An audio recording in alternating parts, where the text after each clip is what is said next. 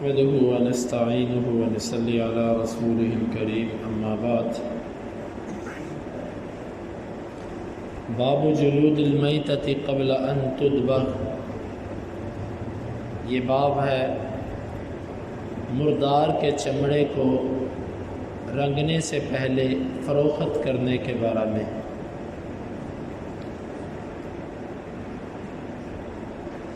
امام بخاری فرماتے ہیں ہمیں بیان کیا زہیر بن حرب نے، وہ کہتے ہیں ہمیں بیان کیا یعقوب بن ابراہیم نے، وہ کہتے ہیں ہمیں بیان کیا ہمارے والد نے صالح سے، وہ کہتے ہیں مجھے بیان کیا ابن شہاب نے کہ بے شک عبید اللہ بن عبداللہ نے اسے خبر دی کہ عبداللہ بن عباس رضی اللہ عنہ نے اسے بتلایا کہ بے شک نبی صلی اللہ علیہ وسلم مر بشات میتۃ، آپ ایک مردہ بکری کے پاس سے گزرے، فقال هل استمتعتم بإهابها، تم اس کے چمڑے سے فائدہ کیوں نہیں اٹھا رہے؟ قالوا انها میتۃ، انہوں نے کہا یہ تو مردہ ہے۔ قال انما حرم اکلها، اس کا تو کھانا حرام ہے۔ اس حدیث مبارکہ میں ایک تو امام بخاری کی مراد کیا ہے، دوسرا باب کا مقصد کیا ہے، اور تیسرا حدیث کی تھوڑی سی تشریح۔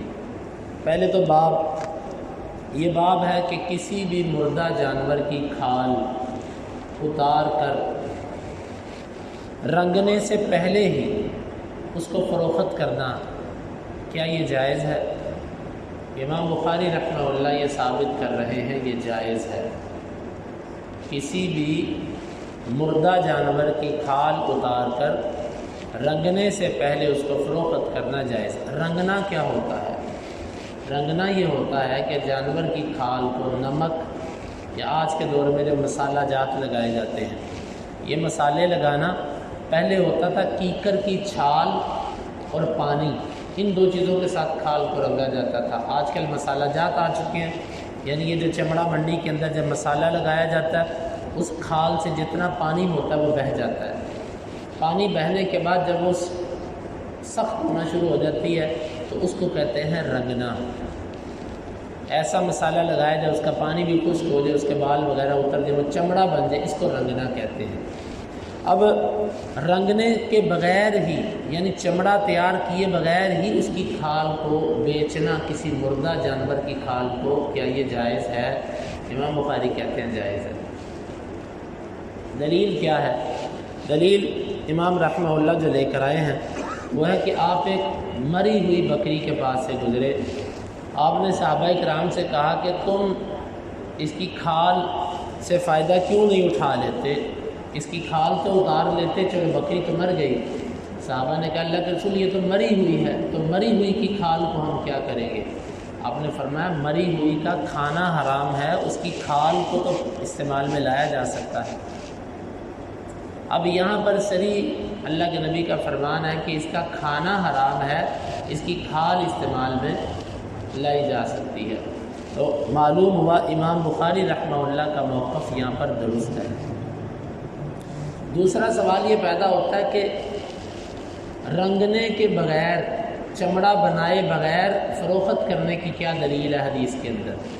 تو احاب کا لفظ عربی زبان میں اس کھال کے لیے بولا جاتا ہے جس کو رنگا نہیں گیا ہوتا،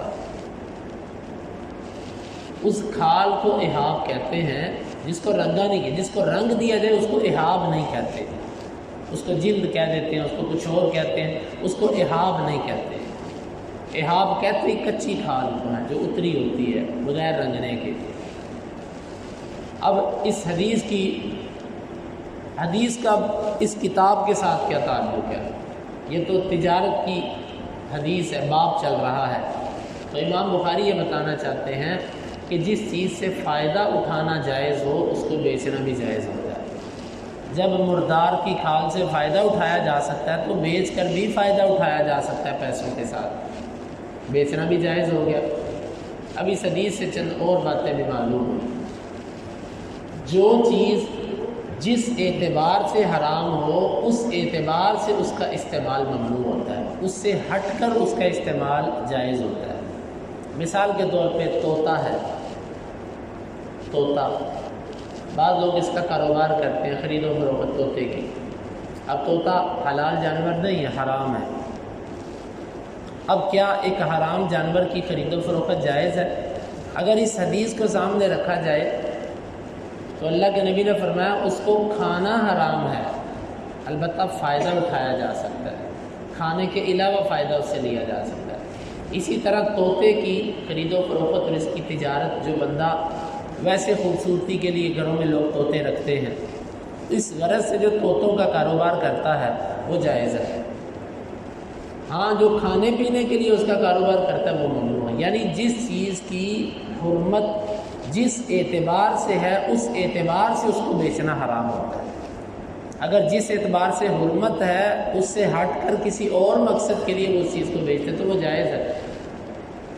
زہر ہے، زہر کا استعمال اگر کوئی بندہ زہر بیچتا ہے، اگر کوئی کھانے کے لیے خریدتا تو حرام ہے، لیکن کسی اور غرض کے لیے خریدتا تو جائز ہے۔ البتہ کچھ چیزیں ایسی ہیں کہ ان کی کمائی کو اللہ کے رسول نے، جانور حرام بھی ہیں، آپ نے ان کی کمائی کو بھی حرام قرار دی، جیسے بلی ہے، بلیاں فروخت ہوتی ہیں، صحیح حدیث کے اندر اس کی ممانعت آتی ہے۔ نہا ان ثمانیۃ النور، آپ نے بلی بلہ اس کی قیمت سے منع کیا، بلیوں کی خرید و فروخت نہیں ہو سکتی۔ کتے کی خرید و فروخت سے آپ نے منع کیا، اس کی خرید و فروخت نہیں ہو سکتی۔ ہاں، اس سے ہٹ کر کوئی جانور ہے کہ جس کے بارے میں نص نہیں آئی، نبی صلی اللہ علیہ وسلم نے منع نہیں کیا اور اس جانور کو کھانا حرام بھی ہے، اس جانور کی خرید و فروخت جائز ہے، کھانے کے لیے نہیں، محض گھر پہ رکھنے کے لیے، خوبصورتی کے لیے یا ان مقاصد کے لیے۔ تو اس حدیث نے ہمیں ایک مسئلہ یہ اہم ترین سمجھا دیا کہ جو چیز جس نظریے سے حرام ہو اس کو اس غرض کے لیے بیچنا حرام ہوتا ہے۔ اگر کسی اور مقصد کے لیے اس چیز کو استعمال کیا جائے تو وہ ایسا حکم نہیں رکھتی۔ اور اسی طرح اس سے یہ بھی ثابت ہوا کہ کسی جانور کے مردہ ہو جانے سے اس کی ہر چیز حرام اور ہر چیز اس سے فائدہ اٹھانا ممنوع نہیں ہو جاتا۔ علماء نے اسی کھال سے اس کے بالوں اور اسی طرح اس کی جو ہے وہ ناخن وغیرہ، ان چیزوں سے فائدہ اٹھانے کو بھی جائز قرار دیا ہے۔ رہی بات ہڈیوں کی، تو ہڈیاں تو ویسے بھی اللہ کے نبی نے ہمیں استعمال کرنے سے منع کیا۔ آپ نے فرمایا انہ زاد اخوانکم الجن، یہ ہڈیاں تمہارے جن بھائیوں کی خوراک ہیں کہ جب وہ اس کو پکڑتے ہیں تو اس کے اوپر دوبارہ گوشت چڑھ جاتا ہے۔ اب ان ہڈیوں کے ساتھ جو ایسے کیمیکلز بنائے جاتے ہیں، ایسے پاؤڈر بنائے جاتے ہیں جس کو یہ بوم پائے والے اپنے شوربے کو گاڑھا کرنے کے لیے استعمال کرتے ہیں، اور نہ جانے کیا کیا کن کن چیزوں کے اندر یہ پاؤڈر استعمال ہوتا ہے، ہڈیوں کو پیس کر اس کا پاؤڈر بنایا جاتا ہے، اس میں کچھ فلیورز ڈالتے ہیں جس سے ٹیسٹ بنتا ہے، اور آپ لوگ جو کھاتے ہیں بازار سے، ہم کہتے ہیں بڑا مزہ آیا، بڑا گاڑھا شوربہ تھا اس کا، وہ گھر پہ چیز بنائی جاتی ہے وہ ویسی بنتی نہیں ہے۔ تو اصل میں یہ ہڈیوں کو بھی کھانے کے استعمال میں لے کر یہ جائز نہیں، یہ جائز نہیں ہے۔ البتہ ہڈی کسی اور غرض کے لیے استعمال ہو جائے، چاہے وہ مردار کی ہو، کسی اور غرض کے لیے استعمال ہو جائے، تو جس طرح کھال استعمال ہو سکتی ہے، اگر ہڈی کسی چیز میں استعمال ہوتی ہو تو جائز ہے۔ مثلا لکھنے کے لیے اس دور کے اندر ہڈیوں کو بطور سلیٹ استعمال کیا جاتا تھا، ہڈیوں کے اوپر لکھ لیا جاتا تھا، لکھنے کی غرض سے جائز ہے، اس میں کچھ ممانعت نہیں ہے۔ اچھا، اب بات یہ ہے کہ امام بخاری نے مردار کے کھال کا مسئلے کو ثابت کیا، تو کیا کتے کی کھال، خنزیر کی کھال، سور کی اور اسی طرح جو حرام جانور ہیں ان کی کھالوں کو بھی یوں استعمال میں لایا جا سکتا ہے؟ جب مردار حرام ہے تو اس کی کھال سے فائدہ لینا جائز ہو گیا، تو کیا کتا، خنزیر اور اسی طرح شیر، چیتا، یہ بھی تو حرام ہے، تو کیا ان کی کھالوں سے فائدہ اٹھایا جا سکتا ہے؟ تو یہاں پر فرق ہے، ایک جانور حلال تھا اور اس پر موت آ گئی، کسی عارض کی وجہ سے وہ ممنوع ٹھہرا، جس طرح کہ بکری حلال تھی لیکن موت آنے کی وجہ سے وہ ممنوع ہو گیا اس کا کھانا۔ لیکن ایک جانور ایسا ہے جو بالکل طبعاً حرام ہے، تو ایسی چیز کا حکم مختلف ہے اس جانور سے کہ جو تھا تو حلال لیکن کسی عارضے کی وجہ سے وہ حرام بنا. تو لہٰذا خنزیر اس کے بارے میں جمہور محدثین کا یہ موقف ہے. کتا ہے ان کے بارے میں یہ موقف ہے کہ یہ نجس العین ہے. نجس العین کا معنی ہوتا ہے کہ ان کا وجود ہی پلید ہے، وجود ہی ان کا پلید ہے. لہذا فقہ حنفی کا یہ جو مسئلہ ہے کہ کتے کی کھال کو رنگ کے اس سے مسلح بنا لیا جائے یا خنزیر کی کھال، یہ مسئلہ درست نہیں ہے. تو یہ امام بخاری رحمہ اللہ کی اس باب میں مراد تھی کہ ایسے جانور کے چمڑے کو بیچا بھی جا سکتا ہے. باب قتل الخنزیر، یہ باب ہے خنزیر کو قتل کرنے کے بارے میں. وقال جابر حرم النبی صلی اللہ علیہ وسلم بیع الخنزیر، جابر کہتے ہیں اللہ کے نبی نے خنزیر کی بیع کو خرید و فروخت کو منع کیا. یہاں پر امام بخاری یہ بتلانا چاہتے ہیں کہ جس چیز کو اللہ کے نبی قتل کا حکم دے دے اس چیز کی خرید و فروخت جائز نہیں ہوتی. مثلا آپ نے کئی چیزوں کے قتل کا حکم دیا، چیتا ہے، شیر ہے، اس کو بھی قتل کرنے کا حکم ہے. کتا ہے، اس کو قتل کرنے کا حکم ہے، کالا کتا جو ہوتا ہے یا بولا کتا، اس کو قتل کرنے کا حکم ہے. اور اسی طرح آپ نے فرمایا کہ 5 چیزیں خمس یقتلن فی الحل والحرم، 5 چیزیں ایسی ہیں جن کو بندہ حرم کے اندر بھی ہو قتل کرے گا، حرم سے باہر بھی ہو تو قتل کرے گا. اسی طرح چیل ہے، اور اسی طرح جو ہے وہ سانپ ہے، اور ایسے ہی چھپکلی ہے، اس کو مارنے کا. یعنی امام بخاری یہ بتانا چاہتے ہیں جس چیز کو اللہ کے نبی نے قتل کرنے کا حکم دیا اس کی بیع نہیں ہو سکتی، اس کی خرید و فروخت نہیں ہو سکتی. امام بخاری کہتے ہیں ہمیں بیان کیا قتیبہ بن سعید نے، وہ کہتے ہیں ہمیں بیان کیا لیث نے ابن شہاب سے و ابن المسیب سے کہ انہوں نے ابو ہریرہ رضی اللہ عنہ کو کہتے ہوئے سنا. وہ کہہ رہے تھے رسول اللہ صلی اللہ علیہ وسلم نے فرمایا والذی نفسی بیدہ لیوشکن ان ینزل فیکم ابن مریم، اس ذات کی قسم کہ میری جان جس کے ہاتھ میں ہے قریب ہے کہ تم میں عیسیٰ ابن مریم آسمان سے نزول فرمائیں. حکما مقسطا، وہ حاکم بن کے آئیں گے، انصاف کرنے والے ہوں گے. فیکسر الصلیب، وہ عیسائیوں کا جو صلیب کا نشان ہے اس کو توڑیں گے. ویقتل الخنزیر، خنزیر کو قتل کریں گے. ویضع الجزیہ، اور جزیے کا جو نظام ہے اس کو ختم کریں گے. ویفیض المال، اور مال عام ہو جائے گا. حتی لا یقبلہ احد، یہاں تک کہ مال کو کوئی بندہ لینے کے لیے تیار نہیں ہوگا. اس حدیث کا باب سے تعلق اور باب کا کتاب سے تعلق اور حدیث کی تھوڑی سی وضاحت. باب کے ساتھ اس کا تعلق ہے کہ عیسیٰ علیہ السلام خنزیر کو قتل کریں گے، تو اگر اس سے فائدہ اٹھانا جائز ہوتا تو فائدہ مند چیز کو قتل نہیں کیا جاتا. معلوم ہوتا ہے خنزیر فائدہ مند چیز نہیں ہے، تو جو چیز فائدہ مند نہیں اس کو قتل کیا جا سکتا ہے اور اس سے تجارت بھی نہیں ہو سکتی، کیونکہ تجارت بھی ایک فائدہ ہوتا ہے. تو جب تجارت نہیں ہو سکتی، یہی اس کا کتاب سے تعلق ہے. حدیث کی تھوڑی سی وضاحت. پہلا عقیدہ معلوم ہوا کہ عیسیٰ علیہ السلام آسمانوں پر ہیں اور عیسیٰ علیہ السلام زندہ ہیں اور وہ آئیں گے. جو لوگ کہتے ہیں کہ عیسیٰ علیہ السلام فوت ہو چکے ہیں ابھی تک آئے ہی نہیں، تو یہ جھوٹ ہے. کئی لوگ کہتے ہیں عیسیٰ علیہ السلام کی عمر، ان کو تو آسمان پر گئے ہوئے 2020 عیسوی چل رہی ہے، تو اس کا مطلب ہے ان کو تو 2000 سال ہو چکے ہوئے، تو اتنی کسی کی عمر ہو سکتی ہے. ہم اس کو یہ جواب دیتے ہیں ان یوما عند ربک کالف سنۃ مما تعدون، اللہ تعالیٰ کے ہاں ایک دن 1000 سال کے برابر ہوتا ہے. عیسیٰ علیہ السلام جب اللہ تعالیٰ کے پاس گئے ہیں تو ان کو اللہ تعالیٰ کے پاس ٹھہرے ہوئے ابھی صرف 2 دن ہوئے ہیں. دنیا کے دن تو ان پر آپ شمار ہی نہیں کر سکتے.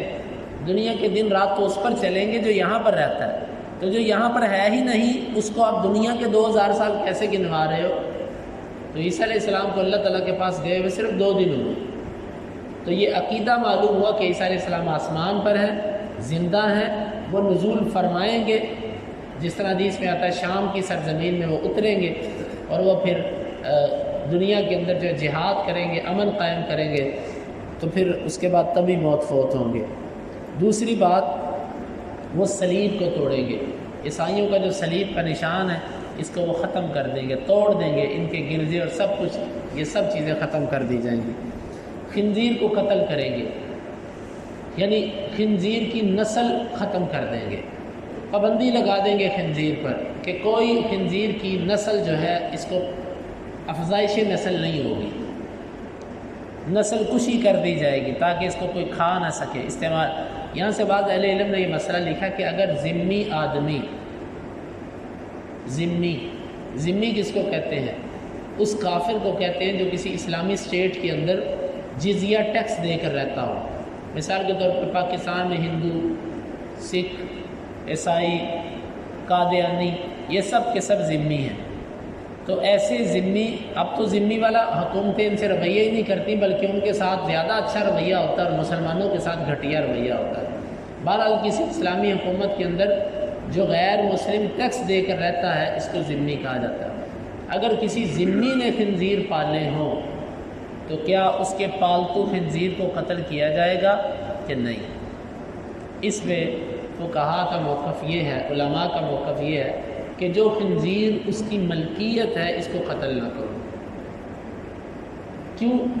ٹھیک ہے تمہارے مذہب میں حرام ہے، حقیقت میں حرام ہے، لیکن وہ اس کو جائز سمجھتے ہیں، اس کا وہ مال اور متاع ہے، مثلا اسے فارم بنا رکھے ہیں خنزیروں کے، اس کا لاکھوں روپے کا کاروبار ہے، تو آپ اس کے خنزیر کو اس لیے قتل کر دیتے ہو کہ حدیث کے اندر آتا ہے خنزیر کو قتل کرو۔ تو یہ جو بات ہے ذمی کے خنزیر کو قتل نہیں کیا جائے گا، عام جو آزاد سور خنزیر ہوتا ہے اس کو قتل کیا جائے گا۔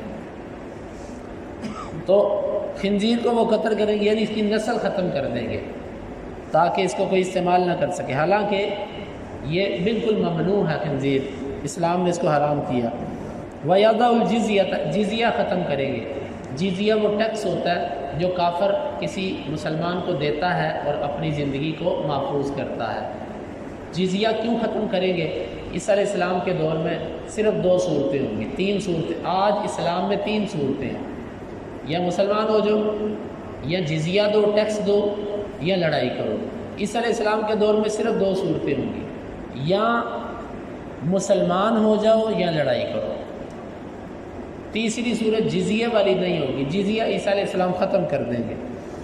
وَيَفِيضُ الْمَالُ حَتَّى لَا يَقْبَلَهُ أَحَدٌ، مال اتنا وافر ہو جائے گا کہ لوگوں کو کہا جائے گا کہ مال لے لو، اللہ کے لیے لے لو، ویسے کوئی لینے کے لیے تیار نہیں ہوگا، اتنا وافر مال ہو جائے گا۔ اللہ تعالیٰ سے دعا ہے اللہ تعالیٰ ہمیں ان حدیث کو سمجھنے کی، ان کے تقاضوں کو پورا کرنے کی توفیق عطا فرمائے۔ اللہم انفعنا بما علمتنا وعلمنا ما ينفعنا وزدنا علما وآخر دعوانا ان الحمد للہ رب العالمین۔